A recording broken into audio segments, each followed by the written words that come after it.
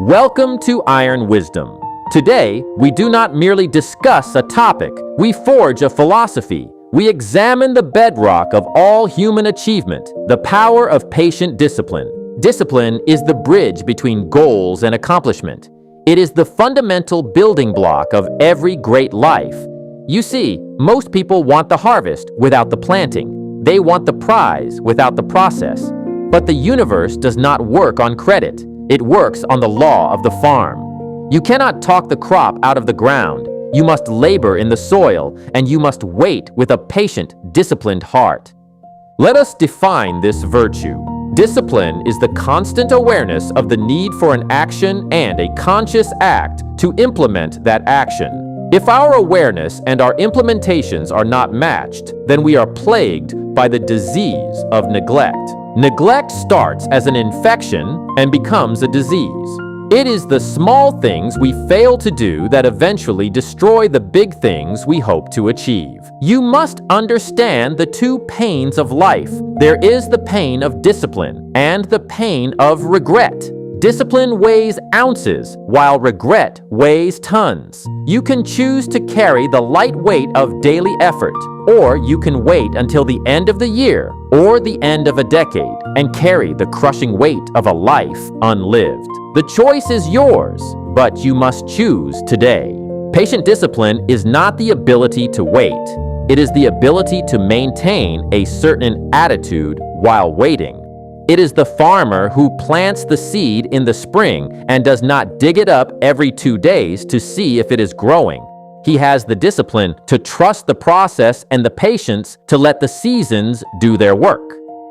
He knows that between the planting and the harvest, there is a time of labor and a time of protection. Most people are looking for a shortcut. They want a hack or a secret.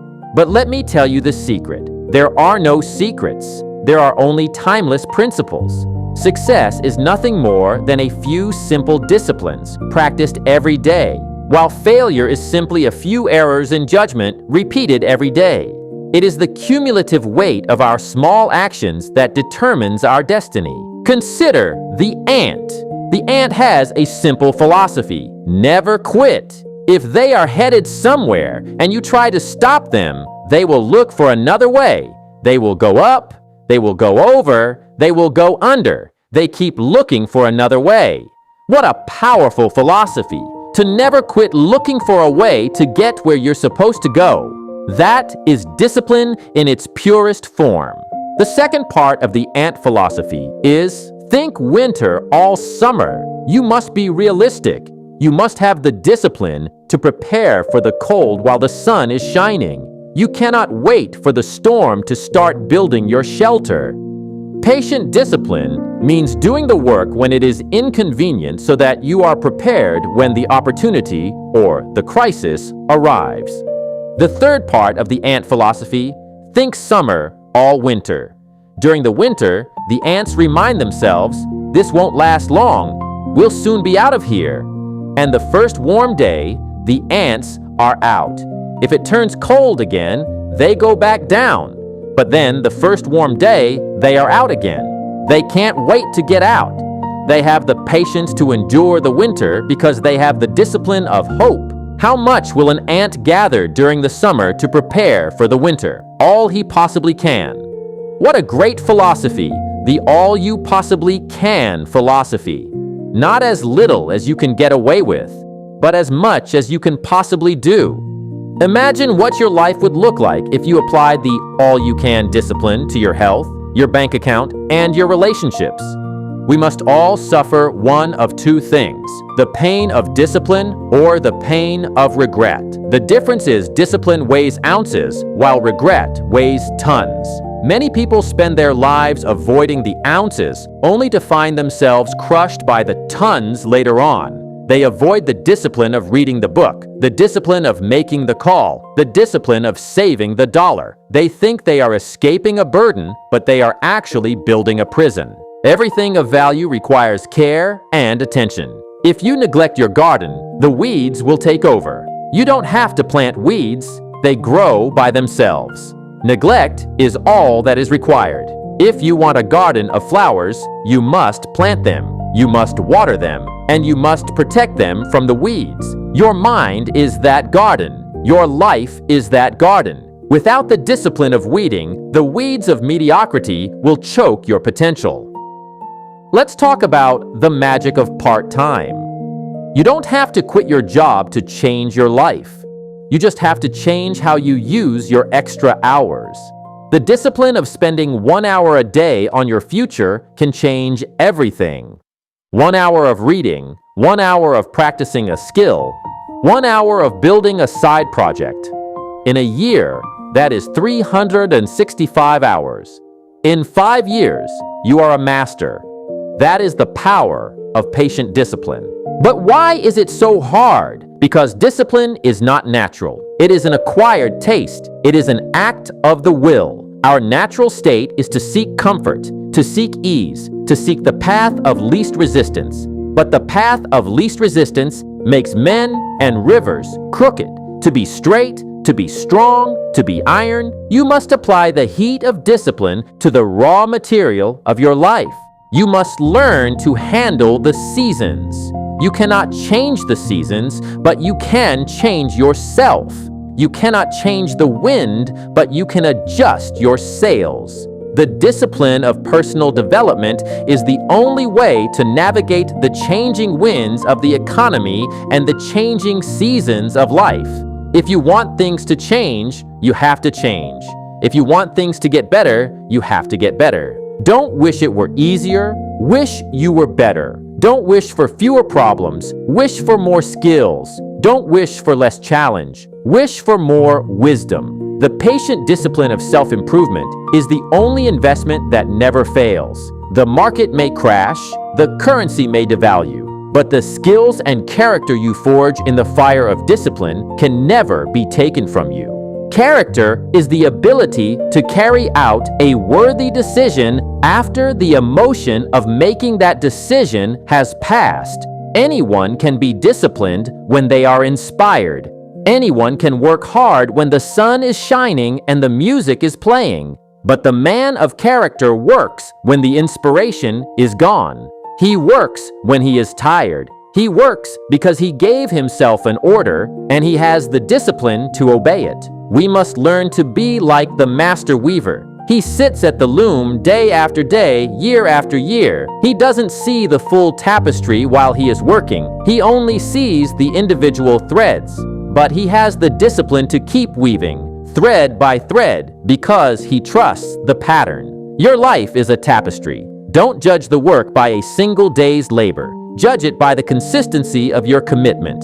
The world is full of people who are almost successful. They almost finished the book. They almost started the business. They almost stayed on the diet, but almost doesn't buy the groceries. Almost doesn't build a legacy. The difference between almost and achievement is the discipline of the finish line, the patience to stay in the race until the very end. Every day is a piece of the puzzle. You might not see where the piece fits today. You might feel like you're just putting a blue piece next to another blue piece and it doesn't look like anything. But if you have the discipline to keep placing the pieces, eventually the picture emerges. And what a picture it will be. A life of design, not a life of drift. Beware of the drift. Drift is the opposite of discipline. Drift is what happens when you stop rowing. The current of life does not take you toward your goals. It takes you toward the rocks. It takes you toward the waterfall. To reach the high ground, you must row. You must apply the discipline of effort against the current of convenience. Success is not something you pursue. Success is something you attract by the person you become. And you become a person of value through the daily application of discipline. The discipline to learn, the discipline to grow, the discipline to serve. When you increase your value to the marketplace will reward you. It's not a matter of luck, it's a matter of law. Let us talk about the price. Everything has a price. The price of greatness is responsibility. The price of wealth is sacrifice. The price of health is temperance. If you are not willing to pay the price of discipline, you will eventually pay the price of failure. And let me tell you, The price of failure is far higher. Failure costs you your time, your self-respect, and your future. The beauty of discipline is that it creates its own momentum. The first day is hard. The first week is a struggle. But by the third week, it becomes a habit. By the third month, it becomes a lifestyle. Once the momentum starts, it takes less effort to keep going than it does to stop. That is the reward for your initial patience, the ease of mastery. So, where do you start? You start where you are. You start with the small things. Clean your room, read 10 pages, walk for 20 minutes, save 10%. Don't try to move the mountain all at once. Just move one stone today, and then move another tomorrow. The discipline of the small will prepare you for the discipline of the great. Your life is your own responsibility. You can't blame the government, you can't blame your parents, and you can't blame the weather. You are the captain of your soul. You are the master of your fate. If you don't like the harvest you are reaping, check the seeds you are sowing. If you want a different result, you must exert a different discipline. As we close this transmission, I want you to look at your hands. These are the tools of your destiny. Within them lies the power to build or the power to destroy. Choose to build, choose to labor, choose to wait. Forge your life with the iron of discipline and the gold of patience. The path is narrow and the climb is steep, but the view from the top is magnificent. It is a view reserved for those who did not quit when it was hard, who did not complain when it was slow, and who did not falter when they were tired. It is the view of a life well lived. It is the reward of patient discipline. Go forth now, not with a wish, but with a plan, not with a hope, but with a discipline. The world is waiting to see what you will build. Don't keep it waiting any longer. Start today. Start now. This is Iron Wisdom. And remember, success is not a destination. It is a way of traveling. Travel with discipline. Travel with patience. And you will find that the journey itself is the greatest reward of all. Godspeed on your journey to the harvest. The foundation of an exceptional life is built on a truth that the 98% find offensive. The universe does not care about your intentions, it only cares about your actions. You can intend to be wealthy, you can intend to be healthy, and you can intend to be happy, but without the ironclad architecture of discipline, your intentions are merely the seeds of future regret. We must look at the world with a cold, analytical eye. We must see the numbers for what they are. In the marketplace of life, value is the only currency that matters, and value is a direct byproduct of the disciplines you are willing to endure. Consider the reality of our current landscape. We live in an era of unprecedented distraction, yet the statistics of success remain stubbornly consistent. Only a tiny fraction of the population ever achieves true financial independence. Why? Because the majority are seduced by the microwave mentality. They want the result in 60 seconds. But the law of the harvest is not a microwave. It is a slow cooker. It requires the discipline to stay in the kitchen when the heat is rising and the aroma of success hasn't yet filled the room. To understand the scale of what we are discussing, look at the mathematics of human potential. If you improve yourself by just 1% every day through the discipline of reading, studying, and acting, you will be 37 times better at the end of a year. That is not a linear increase. That is the miracle of compounding. The 98% see the 1% effort and call it insignificant. They say, "What's the point of reading 10 pages today? It won't make me rich tomorrow." They are right. It won't. But the discipline to read those 10 pages is the difference between the man who retires in comfort and the man who retires in crisis. Let us speak plainly about the demographics of discipline. It has been observed that in the pursuit of economic excellence, different groups move at different speeds based on the philosophies they adopt. For example, in the United States, various studies, including those from the U.S. Census Bureau, consistently show that certain Asian American subgroups often report higher median household incomes, sometimes exceeding $100,000 annually compared to the national average. Why is this? Is it luck? Is it a conspiracy of the stars? No. It is often cited by sociologists as a byproduct of specific cultural disciplines, a heavy emphasis on long-term educational investment, high rates of two-parent households, and a philosophy of deferred gratification. They are simply sowing more seeds in the spring of their lives, and therefore, they reap a more abundant harvest in the autumn. Success does not discriminate based on your origin. It discriminates based on your habits. If a man from any background, be he black, white, Hispanic, or Asian, applies the ant philosophy with relentless consistency, the results will follow. The poverty rate among all Americans who follow 3 simple disciplines, finishing high school, getting a full-time job, and waiting until age 21 to get married and have children, drops to about 2%. This is known as the success sequence. It is a roadmap of discipline. It proves that the tons of regret can be avoided if you are willing to carry the ounces of discipline during your formative years. We must also confront the ghost of mediocrity. Mediocrity is a silent thief. It doesn't rob you all at once. It steals your life in 15-minute increments. It's the 15 minutes you spent complaining about the government instead of studying the tax code. It's the 15 minutes you spent scrolling through the highlight reels of strangers instead of refining your own craft. If you do not have a plan for your time, the world has a plan for you, and it involves you being a consumer, not a creator. The architect of a great life knows that time is the only resource that cannot be renewed. You can lose $1 million and make it back, but you cannot find one lost second. The discipline of selective association is perhaps the most difficult to master. You must be the gatekeeper of your own mind. If you are surrounded by people who have a winter philosophy in the middle of summer, people who are cynical, lazy, and resigned to their fate, you will eventually catch their disease. Neglect is contagious, but so is excellence. If you find 5 people who are more disciplined than you, more successful than you, and more focused than you, you will eventually become the 6th. It is a mathematical inevitability. You don't need 1,000 friends. You need 5 mentors. You need 5 allies who will look you in the eye and tell you when your sail is sagging.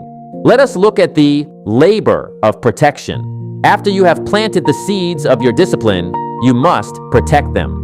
The birds will come to eat your seeds. The weeds will come to choke your sprouts.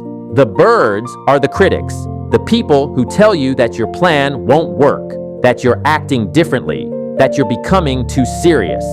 The weeds are the old habits that try to creep back into your schedule. You must have the discipline to be a guardian. You must be willing to walk away from the crowd to protect the harvest of your future. It is better to walk alone toward the light than to walk with the crowd into the darkness.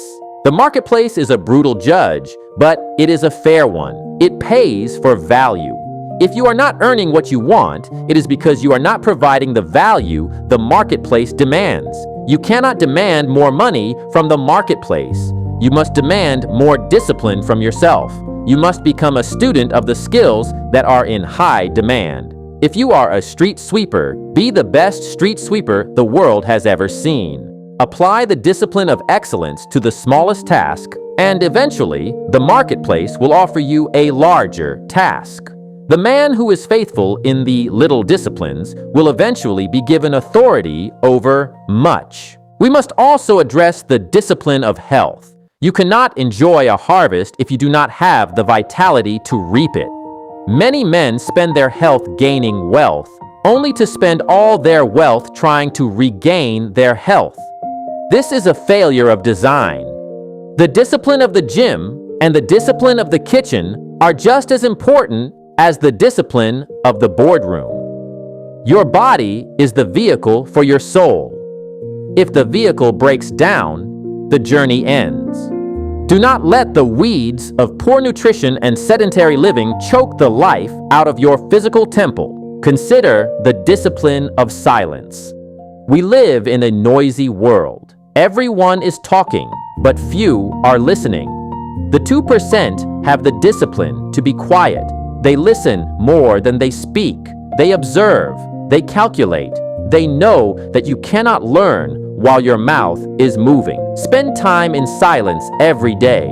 Review your plan. Listen to the still, small voice of your own intuition. In the silence, you will find the clarity to see the holes in your strategy. In the silence, you will find the strength to endure the winter of your current circumstances. As you move forward, remember that the great gap between planting and reaping is a test of character. It is the universe asking you, do you really want this, or were you just talking? The 98% quit in the gap.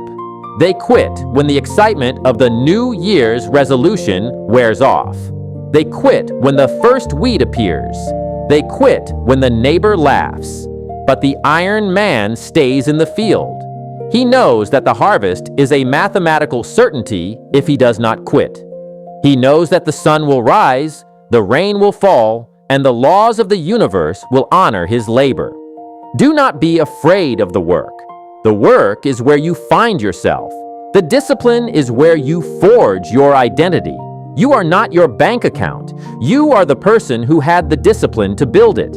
You are not your failures.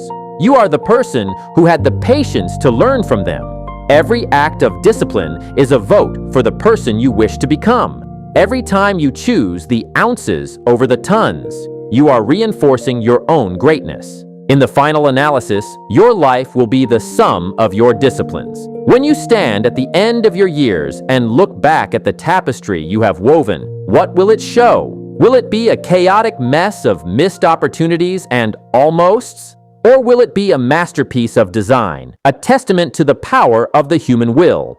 The pen is in your hand. The paper is blank. The season is spring. Do not wait for a sign. Do not wait for an invitation. The invitation is the breath in your lungs. The sign is the ambition in your heart. Go forth and be an architect. Go forth and be a guardian. Go forth and be a harvester. The world has enough drifters. It is starving for leaders. It is starving for people of iron wisdom. Be the one who stays in the field until the work is done. Be the one who carries the ounces so the world never has to witness you crushed by the tons. The harvest is coming. Make sure you are the one standing in the center of the field, ready to claim what is rightfully yours through the law of patient discipline. This is your life. Forge it well. The mastery of life is not found in the grand gestures that the world applauds, but in the microscopic disciplines that no one ever sees. We must talk about the architecture of the ordinary. The 98% believe that success is a lightning strike, a singular moment of luck, or a sudden windfall. But the 2% know that success is a mosaic. It is 10,000 tiny tiles of discipline, laid one by one, with a patient hand and a steady eye. If even one tile is missing, the picture is incomplete. If the tiles are laid crookedly, the image is distorted. You must become a perfectionist of the mundane. Consider the discipline of the morning. The first hour of the day is the rudder of the soul. If you allow the world to invade that hour with its noise, its crises, and its trivialities, you have lost control of the ship before you have even left the harbor. The elite guard the dawn. They use that time to prime the pump of their own potential. They read, they reflect, they plan.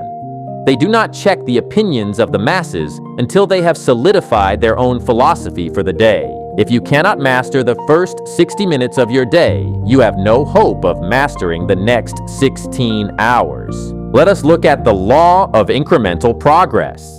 Most people overestimate what they can do in a month, but they catastrophically underestimate what they can do in 5 years of consistent patient discipline. We live in a culture of immediate gratification, but greatness is a result of delayed realization.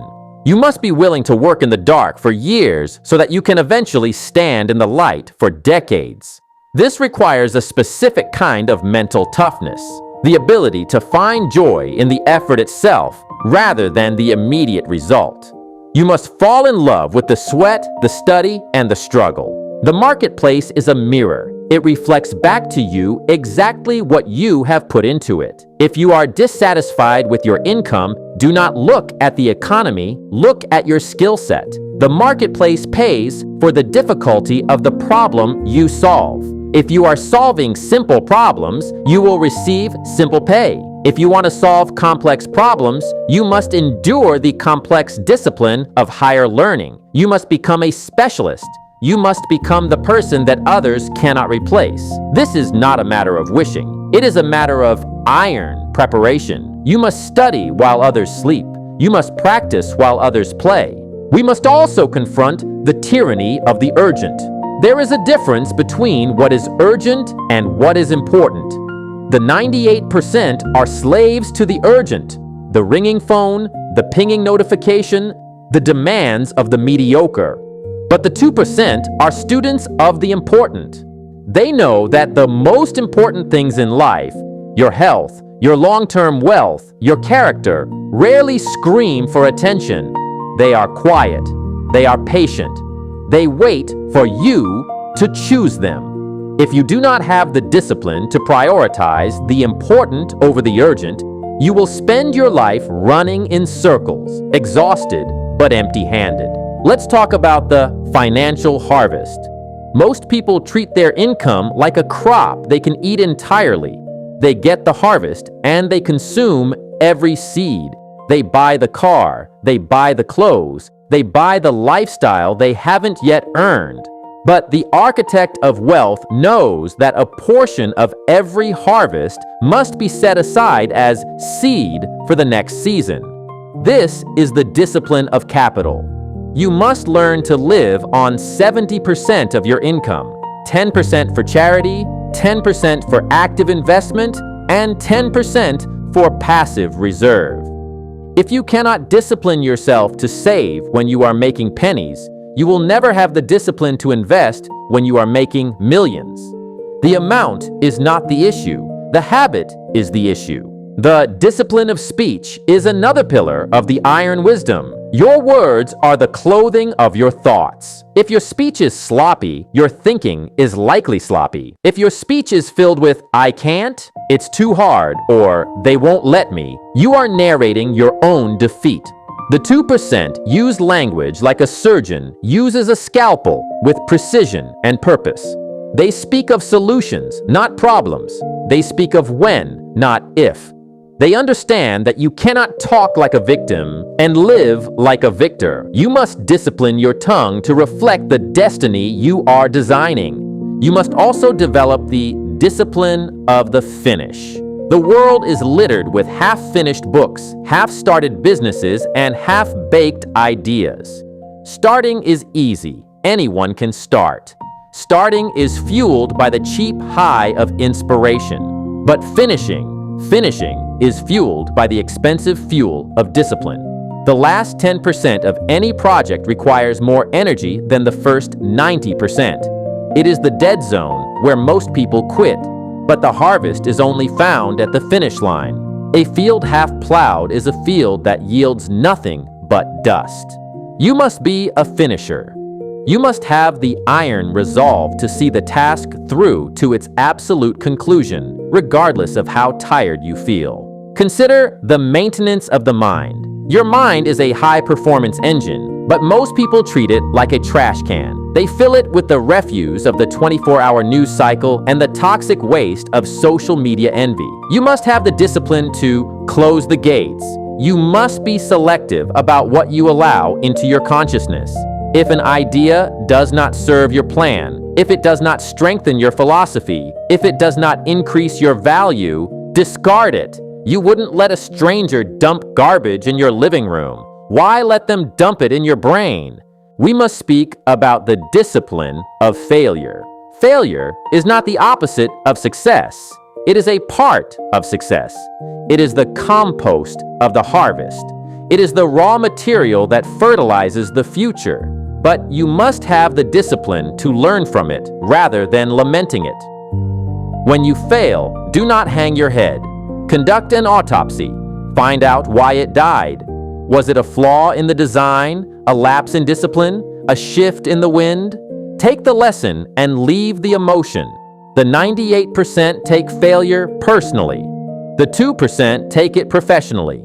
They use the iron logic of the scientist to turn every setback into a setup for a comeback.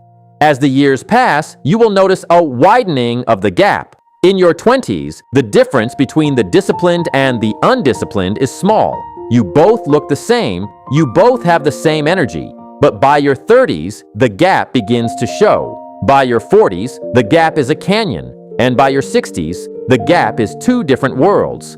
One world is a world of freedom, contribution, and legacy. The other is a world of restriction, resentment, and regret. The difference was not a single event. It was the cumulative effect of 1,000 Tuesday afternoons where one man chose the book and the other chose the bottle. Success is a heavy burden, and that is why so few people carry it. It requires you to be different. It requires you to be the odd one out at the social gathering. It requires you to be the one who leaves early to get the rest needed for the morning's labor. If you want to be part of the 2%, you must lose the need for the approval of the 98%. You must be willing to be misunderstood. You must be willing to be called crazy by people who are destined for mediocrity. Their criticism is the price of your admission to the elite. The law of reciprocity is always in effect. If you give the world your best, the world will eventually give you its best. It might not happen today. It might not happen this season. But the universe is a meticulous bookkeeper. It forgets nothing. Every hour of disciplined study, every act of patient labor, every moment of resisted temptation is recorded in the ledger of your life. And when the time is right, the universe will pay the dividend with interest. This is the iron faith of the achiever, the belief that the harvest is inevitable if the sowing is honorable. So, look at your life today, not with the eyes of a dreamer, but with the eyes of an auditor. Where is the neglect creeping in? Where are the weeds growing? Do not be overwhelmed by the task. Just pick up the hoe. Just read the first page. Just save the first dollar. The discipline of the now is the only cure for the paralysis of the someday. You have the power to redefine yourself in this very moment. You are not a finished product. You are a work in progress, and you are the artist. Forge your character with the iron of your daily choices. Let your discipline be your signature. Let your patience be your shield. The world is full of loud talkers and soft workers. Be the opposite. Be the quiet worker whose results speak with the roar of a lion. The harvest is not a gift. It is a trophy. It belongs to the one who stayed in the heat, who fought the weeds, and who waited for the sun. As you walk out into the world, remember, you are an ambassador of the iron wisdom. You represent the possibility of human transformation. Show the world what a person of patient discipline can achieve. Show them that the canyon can be crossed. Show them that the tons of regret can be avoided. This is your mission. This is your destiny. The field is ready. The tools are in your hands. The clock is running. Now, go and build the harvest that will echo in the halls of your lineage for generations to come. This is the way of the iron. This is the way of the harvest. See you at the finish line.